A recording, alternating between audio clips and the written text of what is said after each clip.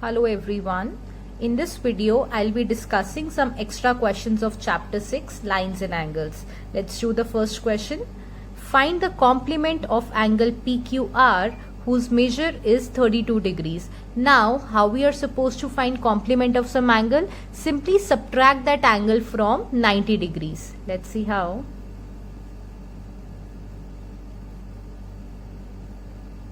Complement of 32 degrees will be simply 90 minus 32. So 90 degrees minus 32 degrees is 58 degrees. So this is the answer. Simply you need to subtract that angle from 32 degrees. Now suppose the question is find the supplement of 32 degrees. Now how to do this question? You will simply subtract the angle from 180 degrees. So supplement of 32 degrees will be 180 degrees minus 32 degrees, which is equal to 148 degrees. So whenever you are supposed to find supplement of some angle, simply subtract that angle from 180, and whenever complement is to be found, simply subtract that angle from 90. Let's take one more question. Find the angle whose complement is itself.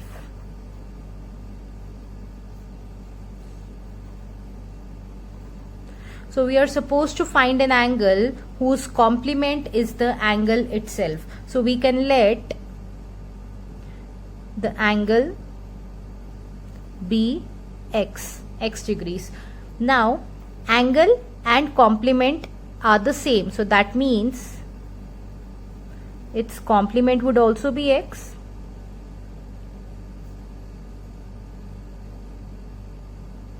Angle is x, so complement would also be x.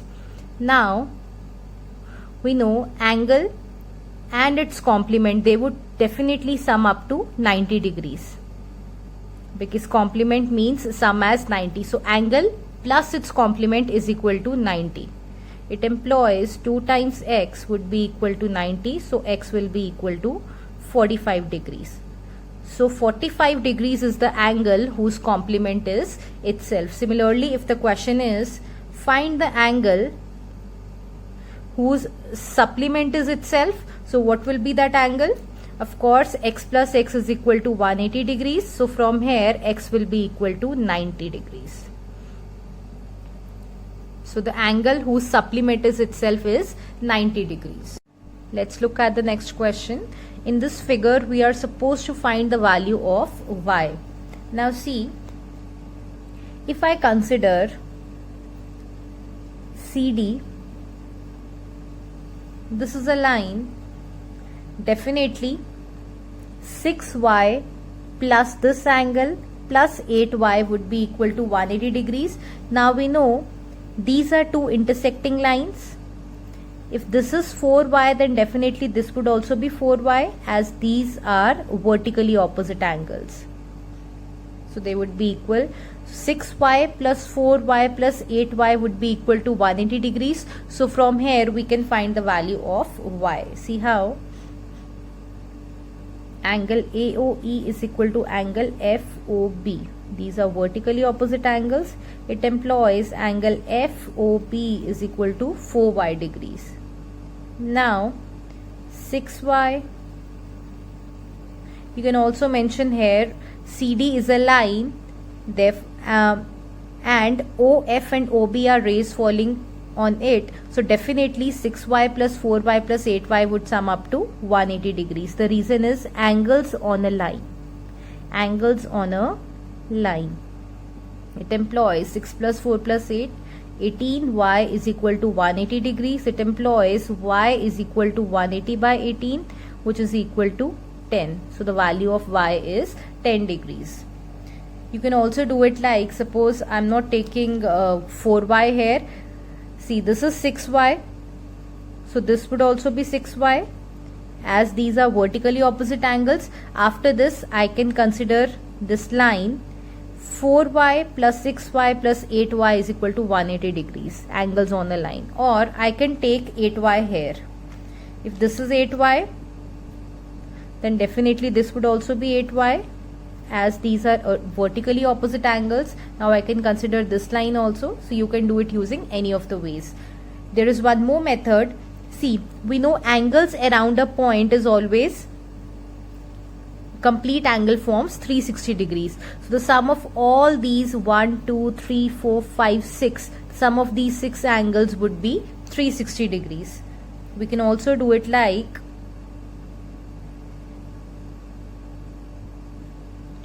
the sum of all these angles is 360 degrees. The reason is angles around a point. And what is that point we are talking about? We are talking about point O, which is here. Angles around a point always form a complete angle. So it would be 8 plus 6 plus 4 plus 8 plus 6 plus 4, 36. So 36y is equal to 360 degrees. From here also y is equal to 10. So you can do it using any of the methods. Let's look at the next question. If two parallel lines are intersected by a transversal, then prove that the bisectors of a pair of corresponding angles are also parallel. Now let's see first of all what does it mean. If two parallel lines, that means two parallel lines are given. Let us name it as L and M. If two parallel lines are intersected by a transversal, so I am making a transversal, let it be T, comma, then prove that, what we are supposed to prove that the bisectors of a pair of corresponding angles. Let's take a pair of corresponding angles first. I am considering this and this. I know these are corresponding angles, so I've considered this pair of corresponding angles. Prove that the bisectors of a pair of corresponding angles. Now what will be the bisectors? This will be the bisector of this angle and this will be the bisector of this angle. Prove that the bisectors of a pair of corresponding angles are also parallel. We are supposed to prove that these two lines are parallel to each other. Let us name it as point A, B, let it be C, let it be D.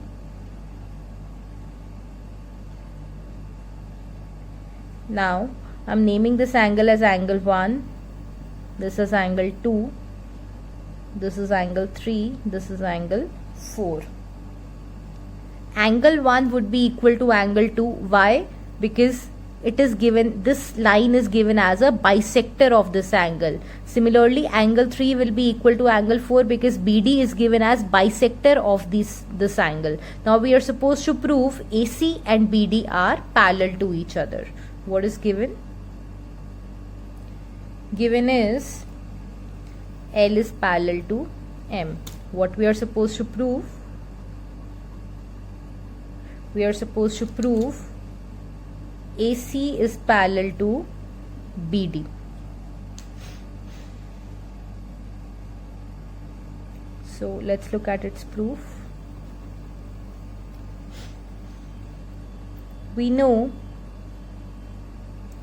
angle 1 is equal to angle 2 and angle 3 is equal to angle 4. Why? As AC and BD are bisectors. These are bisectors of angle A and angle B. Not angle A, basically this whole angle. Now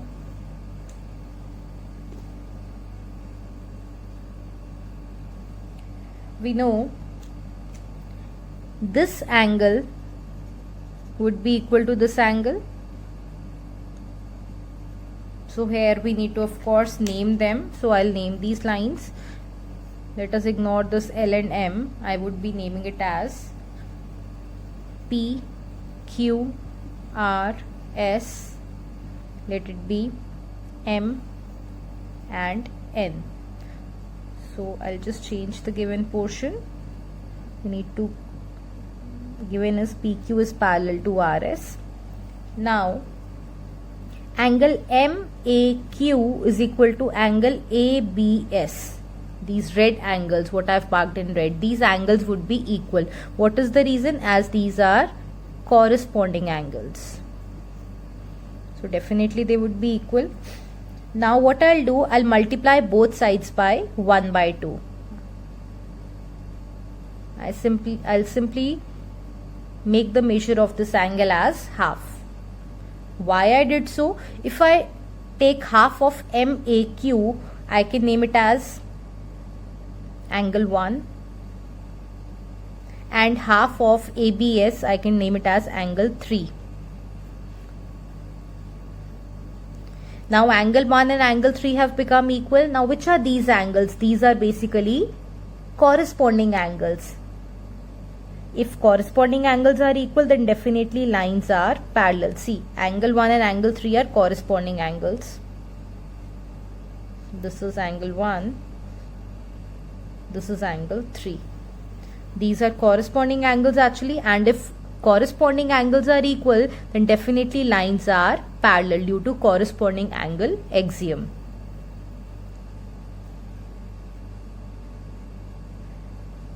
But these are corresponding angles.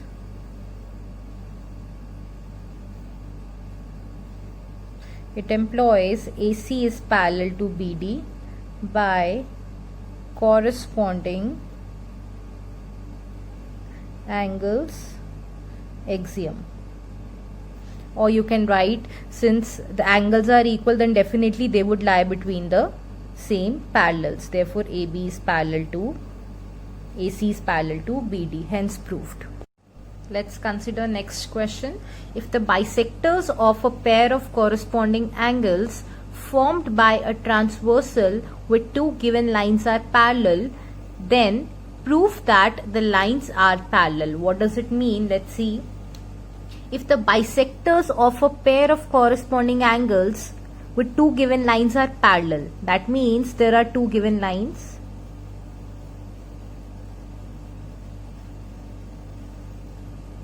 Let us name it as AB and CD. We are talking about these lines with two given lines. If the bisectors of a pair of corresponding angles formed by a transversal, that means definitely there is a transversal. Let us name it as EF. The bisectors of a pair of corresponding angles. These are corresponding angles. They are bisectors.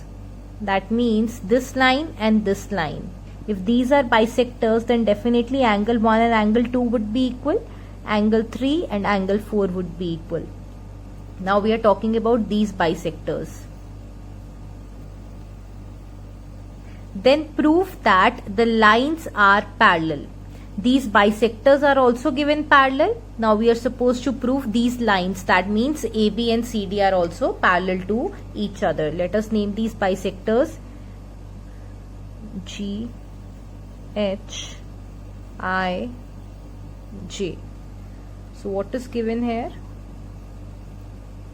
We have been given GH is parallel to IJ. Bisectors are parallel. So we have to prove that two lines are also parallel. So what we need to prove? AB is parallel to CD. Let's look at its proof. See, angle 1 would be equal to angle 2 and angle 3 equal to angle 4. This thing you can include in the given portion also, as GH and IJ are bisectors of angle EGB and angle GID. These are bisectors, so definitely these angles are equal. You can include it in given. That's much easier. Now see, if these lines are parallel, so I can write angle 1 is equal to angle 3. as GH is parallel to IJ, angle 1 would be equal to angle 3. These are corresponding angles.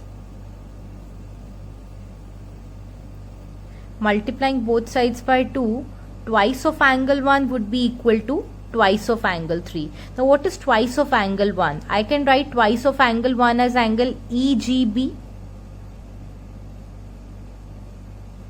and twice of angle 3 can be written as this whole angle, that is GID. Now see what has happened here. Angle EGB, that means this angle, has become equal to GID, that means this angle. Which are these angles? These are basically corresponding angles, and if corresponding angles are equal, then definitely the lines are parallel. But these are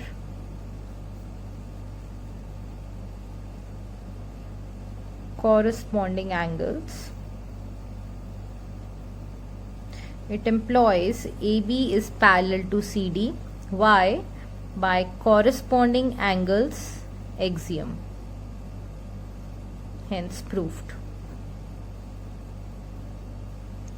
Basically this question is vice versa of the previous question.